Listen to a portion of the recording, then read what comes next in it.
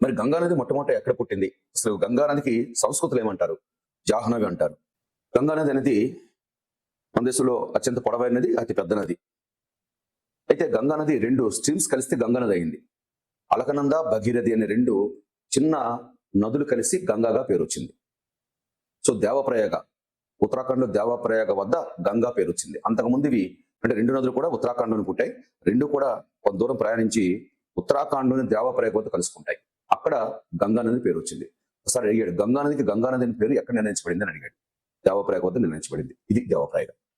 ఉత్తరాఖండ్ దేవప్రయాగ దగ్గర నిర్ణయించిన తర్వాత ఉత్తరాఖండ్ లో ప్రయాణం చేస్తూ, యూపీలో ప్రయాణం చేస్తూ బీహార్, జార్ఖండ్, పశ్చిమ బెంగాల్ అంటే గంగా నది ప్రయాణము ఉత్తరాఖండ్, యూపీ కంటే ఉత్తరాఖండ్, తర్వాత యూపీ ఉత్తరప్రదేశ్, తర్వాత బీహార్, తర్వాత జార్ఖండ్, తర్వాత వెస్ట్ బెంగాల్ 5 రాష్ట్రాల్లో ఈ నది కనిపిస్తుంది. అంటే నది యొక్క ప్రయాణము, నది యొక్క ఉనికి 5 రాష్ట్రాలు ఇక్కడ ఉంటుంది.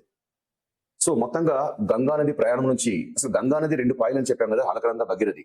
అందులో భగీరథి, అలకనంద పెద్ద నది, కానీ భగీరథినే గంగా జన్మస్థానంగా భావిస్తారు. అలకనంద, భగీరథి 2 కలిస్తే గంగా అయింది కదా. అలకనంద పెద్ద నది, కానీ భగీరథ జన్మస్థానమే గంగా జన్మస్థానంగా భావిస్తారు. సాధారణంగా గంగా నది ఎక్కడ పుట్టింది అంటే గంగోత్రి అని అంటాము, లేక గౌముఖ్ లో పుట్టింది. గౌముఖ్ అంటే ఆవు నోరు అని అర్థం. గంగా నదట ఆవు నోటి నుంచి పుట్టిందట. సింధు నది సింహం నోటి నుంచి పుట్టింది.